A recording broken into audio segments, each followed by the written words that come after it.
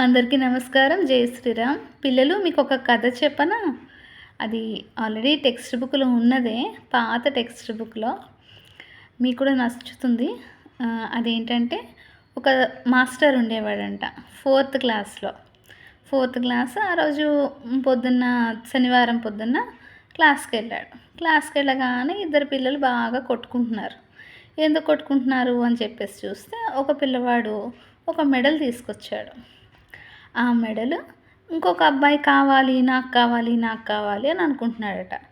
ఎందుకంత ఆ మెడల్లో అంత ఏముంది అని చూడగా అది చాలా బావుందిట. చాలా ఎంత అందంగా ఉందంటే ఒక పక్క క్వీన్ విక్టోరియా ఇంప్రింట్ ఉందట. ఇంకొక పక్కన చక్కగా కార్వింగ్స్ అవన్నీ ఉన్నాయట. అది ఎప్పటిదో బ్రిటిష్ కాలం నాటిది మెడల్‌ట. అందుకని అది చూడగానే చాలా ఇంప్రెస్ అయిపోయి పిల్లవాడు నాకు కావాలి అని కొట్టుకుంటున్నట్ట. ఎంతని తను టీచర్ కదా! అందుకని చెప్పేసి ఈ మెడల్ గురించి మీరెందుకు కొట్టుకుంటున్నారు? చక్కగా ఇద్దరి మధ్య మంచి ఫ్రెండ్‌షిప్ ఉండాలి.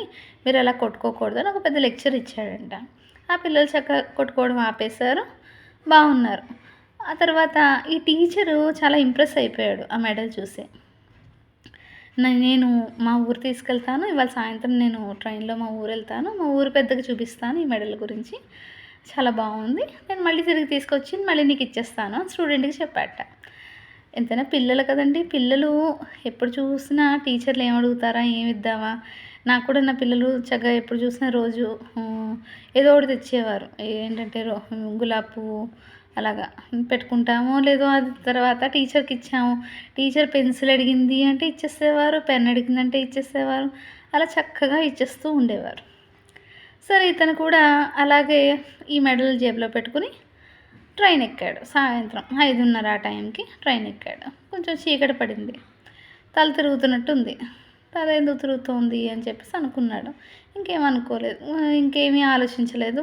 చాలా కప్స్ ఆఫ్ టీ తాగాడు. అలాగే సిగరెట్ కూడా బాగా కాల్చాడు.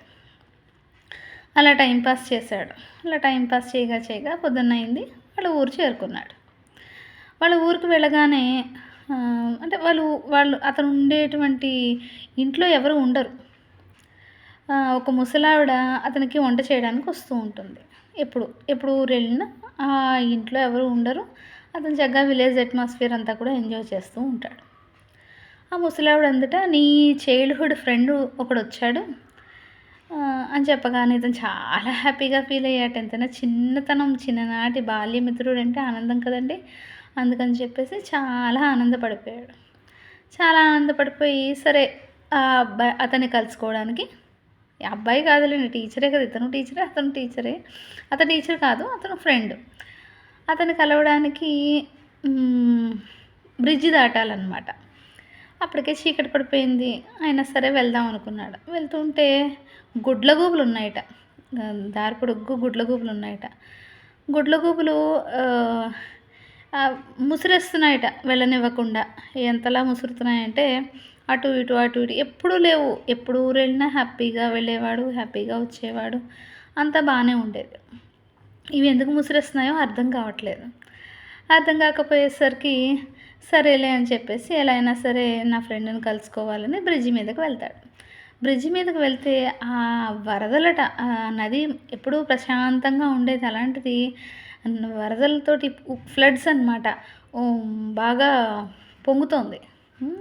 అసలు ఎంత బాగా పొంగుతోంది ఏమిటి ఇలాగా అని అనుకున్నాడు. ఇదివరకు బాగుండేది చక్కగా నేను మంచిగా దాటేసేవాడిని అని అనుకున్నాడు.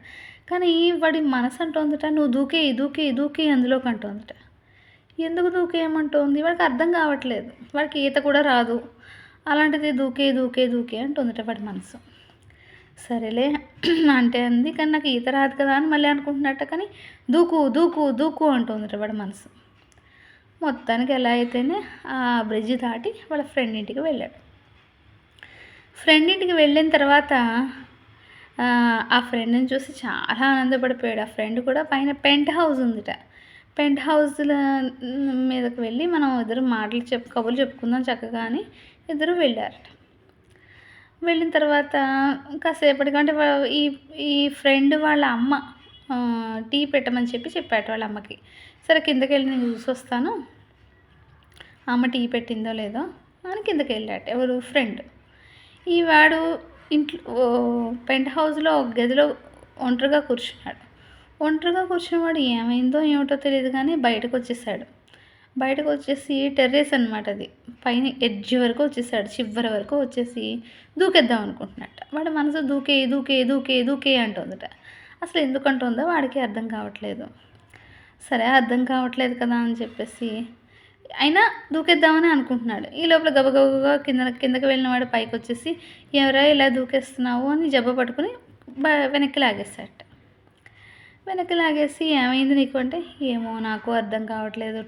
ట్రైన్‌లో కూడా చాలా కప్స్ ఆఫ్ టీ తాగేశాను. అలాగే సిగరెట్లు కూడా చాలా కాల్చేశాను. బాగా తలపోటుగా ఉంది. అసలు నా మైండ్ అలాగే ఫ్లడ్స్ జంప్ చేద్దామని అనుకున్నాను. ఎందుకు చేద్దాం అనుకున్నానో నాకు తెలీదసలు. నాకు ఏమైపోతుందో నాకు తెలీదు అని అంటాడు. అవునా? సరే అని మళ్ళీ ఇద్దరు వెనక్కొచ్చేసి మంచిగా టీ తాగుతూ కబుర్లు చెప్పుకుంటూ ఉన్నారు. ఇలా కబుర్లు చెప్పుకుంటున్న వాళ్ళు ఒకసారి మళ్ళీ వీడేంటంటే చక్కగా తినే టైం కదా! అమ్మ వండిందో లేదో అని చెప్పేసి వాళ్ళ ఫ్రెండ్ మళ్ళీ కిందకెళ్ళాడట. మళ్ళీ కిందకెళ్ళగానే వీడికి మళ్ళీ ఆ చివరికొచ్చేసి దూకేద్దామని అనిపించిందట మైండ్. మళ్ళీ టెర్రస్ చివరి వరకు వచ్చేసి దూకేసాడట. అదేంటి వీడు మళ్ళీ పైకొచ్చాడు. ఫ్రెండ్ పైకొచ్చి చూసాడనమాట. అదేంటి వీడు లేడు దూకేసాడా ఏమిటి అని చెప్పేసి అనుకుంటున్నాడట. దూకేయడం ఏమిటి అని మళ్ళీ ఇలా ఒంగుని చూశాడు. అదృష్టం ఏమిటంటే వాడి కాలు ఇలా స్ట్రింగ్స్‌లా ఉన్నాయి. ఆ తాడులో చిక్కుకుందట వాడి కాలు. చిక్కుకుని హమ్మయ్య అని చెప్పేసి వాడిని బాగా గుంజాడట. గుంజి ఏమయ్యా చచ్చిపోవడానికి వచ్చావా నా ఇంటికి అని చెప్పి అడిగాడట. అబ్బే అదేం లేదు, నాకు అసలు ఏం మైండ్ పని చేయట్లేదు. అదేం లేదు, మరి ఎందుకు ఇలా అయిపోయిందో నాకు అసలు అర్థం కావట్లేదు అన్నాడట. సరే అన్నాడు. మరి ఏమైంది అని ఆలోచిస్తున్నా కూడా వాడికి అర్థం కావట్లేదు. సరేలే అని చెప్పేసి కిందకెళ్ళి చక్కగా ఇద్దరు భోజనం చేశారట డిన్నర్. చేసి మీకేమైనా బోర్ కొడుతుందా నేను చెప్పేది? ఇద్దరు భోజనం చేశారు. వాడు ఇంతకీ ఎందుకు వచ్చాడు? వాడి జేబులో మెడల్ ఉంది కదా! వాడి జేబులో మెడల్. ఆ మెడల్ వాళ్ళ ఫ్రెండ్‌కి, వాళ్ళ ఫ్రెండ్ వాళ్ళ అమ్మకి ఇద్దరికి చూపించేసి ఇంటికి వెళ్ళిపోదాం అనుకున్నాడు భోజనం చేసేసి. చూపించేశాడు. చక్కగా జేబులో మళ్ళీ ఆ మెడల్ పెట్టుకుని ఇంటికి బయలుదేరాడు. వెనకాల ఎవరో వస్తున్నట్టుగా అనిపించింది. కటిక చీకట్లో ఎవరో వస్తున్నట్టుగా అనిపించిందిట. ఎవరు వస్తున్నారు అని 2 అడుగులు వేస్తున్నాడు. వెనక్కి తిరిగి చూస్తున్నాడు. ఎవ్వరూ లేరు. మళ్ళీ 2 అడుగులు వేస్తున్నాడు. వెనక్కి తిరిగి చూస్తున్నాడు. ఎవ్వరూ లేరు. వాడికి ఎప్పుడూ లేని భయం అనేది పట్టుకుంది బాగా. సరే ఎలాగో అలాగో ఇంటికి చేరుకున్నాడు. ఇంటికి చేరుకున్న తర్వాత ఏమైంది తెలుసా? ఇంటికి చేరుకున్న తర్వాత కొంచెం చల్లగాలి వస్తుందని విండోస్ ఓపెన్ చేసి పెట్టాడు. పడుకున్నాడు. పడుకుని లైట్ ఆఫ్ చేసి ఇలా విండో కేసి చూడగా 2 కళ్ళు, శరీరం లేదు, ఓన్లీ కళ్ళు అలా చూస్తున్నాయంట. నా కళ్ళు చూస్తే భయమేస్తుందా ఏమిటి మీకు? ఇలా చూస్తున్నాయంట. అలా చూస్తున్నాయేంటి అని చెప్పేసి అనుకుని సరే అని చెప్పేసి ఇంకా ఇలా కాదు, మనం బ్లాంకెట్ కప్పేసుకుని పడుకుందాం అని అనుకున్నట్ట. సరే బ్లాంకెట్ దుప్పటి కప్పేసుకుని మొహం మీద పడుకున్నాడు. సరే కళ్ళైతే మూసుకున్నాడు కానీ దెయ్యాలు ఎలా ఏడుస్తాయండి? అలా ఏడుపు వినిపిస్తుందిట. ఆగి ఇంకా భయం పట్టుకుంది వాడికి, బాగా భయం పట్టుకుంది. ఇంకా ఏడుపు ఎప్పటికీ ఆపడదు. ఇలా చెవులు మూసుకున్నట్ట. కళ్ళు మూసుకున్నాడు, చెవులు మూసుకున్నాడు. ఇంకా ముక్కు ఒకటి ఉంది కదా, ముక్కు వాసన చూస్తున్నాడు. ఏంటిది అని చెప్పేసి స్మెల్ వస్తుంది. స్మెల్ ఎలాంటిది తెలుసా?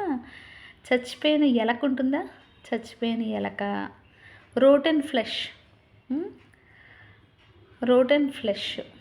ఇంకా అది తెలుగులో ఎందుకులే చెప్పడం.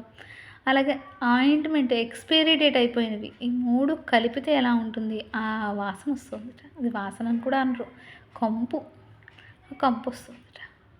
ఆ కంపు పీల్చలేదు. అలా రాత్రంతా అలాగే గడుస్తుందిట. చూడలేడు. చూడాలనుకుంటే కళ్ళు ఇలా చూస్తున్నాయి వాడికేసి. చెవులు విందామనుకుంటే ఏడుపు వినిపిస్తుంది. పిలుద్దామనుకుంటే వాసన, చచ్చిపోయిన ఎలక వాసన ఇలా వస్తుంది. సరే ఏం చేద్దాము అనుకుని అయిపోయింది, ఇంక ఈ రోజుకి నా ఆయుష్ తీరిపోయింది అని అనుకుంటాడు. అనుకున్నవాడు అలా రాత్రంతా గడుపుతాడు. పొద్దున్న లేస్తాడు. పొద్దున్న లేచేటప్పటికి తీరా ఇలా చూసేసరికి అక్కడ ఏం కళ్ళు ఉండవు, వాసన ఉండదు, వినపడదు. అంత ప్లెజెంట్గా ఉంటుంది. ప్లెజెంట్గా ఉంటే అమ్మయ్య నేను బతికి బట్టగట్టాను అనుకుంటాడు. అనుకుని వాడు ఎందుకు వచ్చాడు ఇంతకీ? ఊరు పెద్దకి ఆ మెడల్ చూపిద్దామని కదా. సరే అని ఊరు పెద్ద దగ్గరికి వెళ్తాడు. అసలు కథ ఇది చూడండి. ఊరు పెద్ద దగ్గరికి వెళ్తాడు. ఊరు పెద్ద దగ్గరికి వెళ్ళేటప్పటికి ఊరు పెద్ద అంటాడు, ఏమయ్యా నిన్న రాత్రి నీతో పాటు నీ ఫ్రెండ్ కూడా వచ్చాడా? నడుచుకుంటూ వెళ్తున్నావు నువ్వు, నీ ఫ్రెండ్ నీ వెనకాల ఉన్నాడా అంటాడు. అబ్బాయి లేదండి నేను ఒక్కడనే వచ్చానంటే, లేదు లేదు నేను చూశాను నీ ఫ్రెండ్ ఎవరో ఒక అతను వెనకాల ఉన్నాడు. ఇంకా గుండెల్లో రాయి పట్టుపోయింది వీడికి. ఎవ్వరు లేరండి నేను ఒక్కడనే వచ్చాను అంటాడు. లేదు నేను అతన్ని చూడలేదు కానీ అతను నీకంటే కొంచెం పొడుగ్గా ఉన్నాడు. అవునా అని భయంతో ఇంకా ఎలాగైనా పెట్టి బెడ సర్దుకుని మళ్ళీ టౌన్కి వెళ్ళిపోవాలి అని అనుకుంటాడు. అనుకునేటప్పటికి సరే అని చెప్పి పెట్టే బేడ సర్దేసుకుంటాడు. చక్కగా వెళ్ళిపోదామని అనుకుంటాడు. అనుకునేటప్పటికి సరే అప్పటికే చీకటి పడిపోతుంది. వాడు వెళ్ళాల్సిన ట్రైన్కి మధ్యలో ఒక పార్క్ ఉంటుంది. ఆ పార్కు దాడదాం అనుకుంటాడు. ఎదురుకుండా ఒక మనిషి నించున్నట్టుగా ఉంటుంది. పొడుగ్గా ఉంటాడు. ఆగిపోతాడు అక్కడే. అదేంటి అలా ఆగిపోయాడు అని ఒక ముసలతను అలా ఆగిపోతాడు. ఒక ముసలతను లాంతరిచ్చుకుని వస్తాడు. లాంతరిచ్చుకుని వచ్చేటప్పటికి ఏమైంది ఏంటి అని అడుగుతాడు. ఏం లేదండి ఇలా ఒక మనిషి ఎదురుకుండా నించున్నాడు మీకు కనిపిస్తుంది అంటే, నాకు ఎవరు కనిపించట్లేదు. భయం పట్టుకుంటుంది. అదంటే ఎవరు కనిపించట్లేదా నీకు అంటాడు. ఎవ్వరూ కనిపించట్లేదు.